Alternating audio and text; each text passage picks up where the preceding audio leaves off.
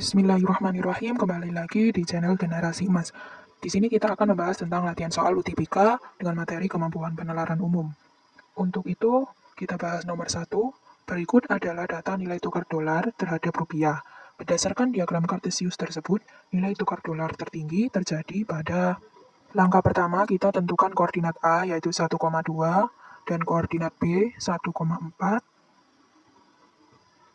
Kemudian koordinat C 3,6, koordinat D 5,3, dan koordinat E adalah 5,1. Kita kembali ke pertanyaan soal, yaitu nilai tukar dolar tertinggi terjadi pada, kita tentukan dengan koordinatnya, dengan A merupakan koordinat dari 1,2, berarti untuk 1 sendiri merupakan dolar dan 2 merupakan rupiah. Kita tulis. Untuk titik A, 1,2, 1 merupakan dolar, dan 2 merupakan rupiah, berarti 1 dolar sama dengan 2.000 rupiah. Kemudian kita lanjut untuk titik B, 1,4, berarti 1 dolar sama dengan 4.000 rupiah. Untuk titik C, 3,6, berarti 3 dolar sama dengan 6.000 rupiah.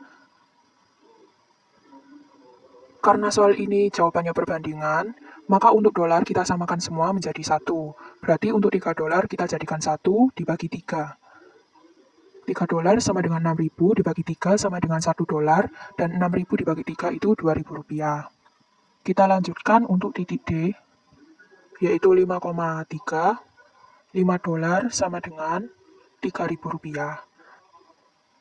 5 dolar ini juga kita bagi dengan 5 agar menjadi 1 dolar.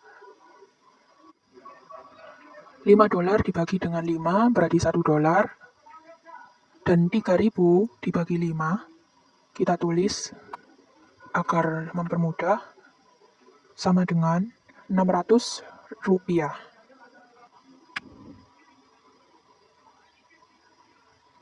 Kemudian kita lanjut untuk titik E dengan koordinat 5,1. 5 dolar sama dengan 1.000 rupiah.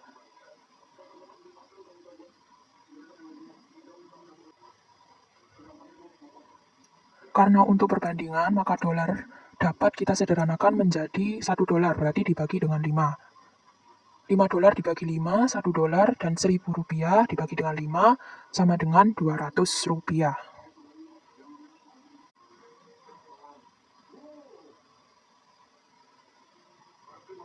Karena yang ditanyakan adalah nilai tukar dolar tertinggi, maka untuk 1 dolarnya, berapa rupiah yang tertinggi di opsi A, B, C, maupun D, kita temukan pada opsi B, titik B, yaitu 1 dolar sama dengan 4.000 rupiah. Berarti jawabannya yang B.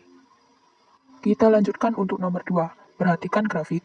Diagram tersebut adalah laporan tahunan perusahaan N. Perusahaan mendapatkan kerugian terkecil pada tahun, maka kita harus dapat membaca grafik yang ada di gambar.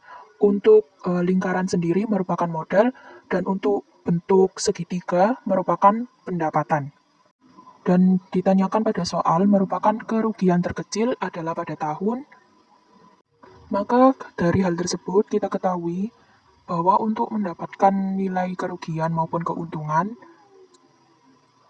kita dapat membuat sebuah rumus sederhana, yaitu ketika perusahaan mendapatkan keuntungan jika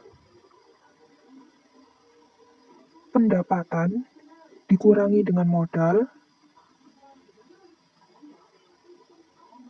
maka hasilnya merupakan bilangan positif. Dan kebalikannya, jika perusahaan mendapatkan kerugian, maka hasil bilangannya merupakan bilangan negatif. Kita tulis.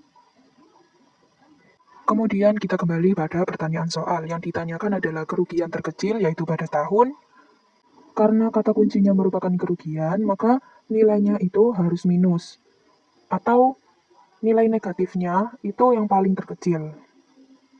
Berarti langsung saja, maka untuk tahun 2017, berarti kalau kerugian itu pendapatan kurangi modal, tahun 2017 pendapatannya adalah 1 dan modalnya adalah 6. Berarti 1 min 6 sama dengan min 5 atau rugi 5 miliar rupiah.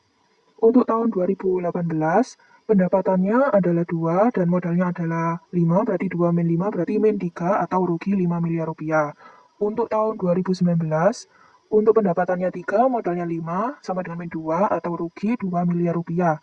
Untuk tahun 2020, pendapatannya 3 dan modalnya adalah 4, berarti min 1 atau rugi 1 miliar rupiah. Dan terakhir untuk tahun 2021, pendapatannya adalah 1 dan modalnya adalah 3, berarti 1 min 3 min 2 atau rugi 2 miliar rupiah. Maka, karena nilai minusnya negatif yang terkecil, kita ketahui untuk tahun 2020 sama dengan min 1 atau rugi 1 miliar rupiah terkecil dari semua nilai yang ada. Berarti opsinya adalah D. Lanjut nomor 3. Perhatikan diagram. Manakah pernyataan yang benar berdasarkan diagram tersebut? Langsung saja kita lihat diagramnya. Untuk lingkaran sendiri memiliki sudut sebesar 360 derajat. Sedangkan di dalam lingkaran terdapat emas, berlian, dan mutiara. Untuk mencari emas, kita dapat melalui sudut lingkaran 360 derajat dikurangi sudut berlian dan dikurangi sudut mutiara. Berarti 360 derajat dikurangi 40 derajat dikurangi 70 derajat. Sama dengan 250 derajat. Kita tulis 250 derajat untuk mempermudah. Karena di dalam emas sendiri juga terdapat emas perhiasan, emas putih, dan emas batangan, maka jika jumlah emas sebesar 250 derajat, untuk emas perhiasannya sama dengan 40%, berarti jumlah 250 derajat tersebut dikalikan dengan 40%. Jawabannya adalah 100 derajat. Kemudian lanjut, emas putih memiliki persentase 28%, berarti 250 derajat dikalikan 28%. Kita coret nolnya, 25 dikali 28,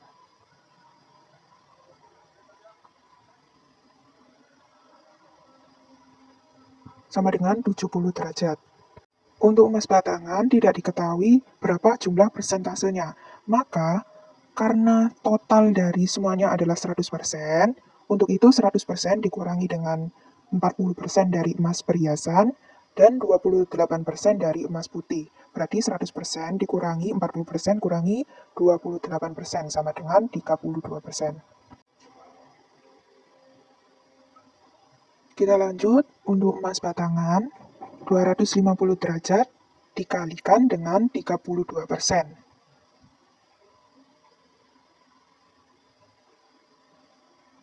Sama dengan kita coret nolnya, 25 dikali 32, 80 derajat. Berarti jumlah dari emas batangan sama dengan 80 derajat.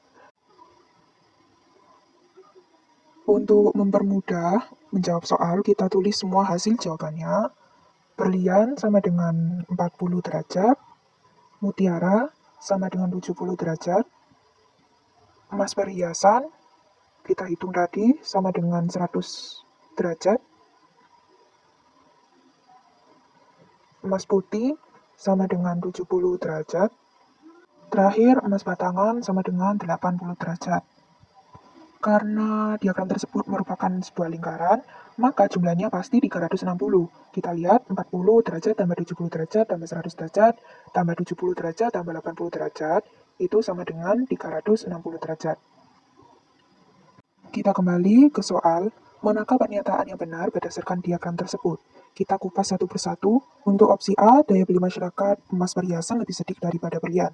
Emas perhiasannya 100 derajat, itu kurang dari 40 derajat. Maka opsi A itu salah. Untuk opsi B, mutiara lebih tinggi daripada emas batangan. Mutiara sendiri 30 derajat lebih dari 80 derajat. Berarti opsi B salah. Untuk opsi C, emas putih lebih rendah daripada berlian. Emas putih sendiri 70 derajat, kurang dari 40 derajat. Berarti opsi C salah. Lanjut opsi D, untuk emas batangan nilainya sama dengan berlian. Emas batangan 80 derajat dan berliannya sama dengan 40 derajat. Berarti opsi D salah. Opsi E, untuk mutiara dan emas putih nilainya sama. Mutiara 70 derajat dan emas putih sama dengan 70 derajat. Berarti kedua nilai adalah sama. Untuk opsi E jawabannya benar. Berarti jawabannya adalah E. Terima kasih semua telah menonton. Untuk selanjutnya kita bahas video tentang penalaran umum part 3.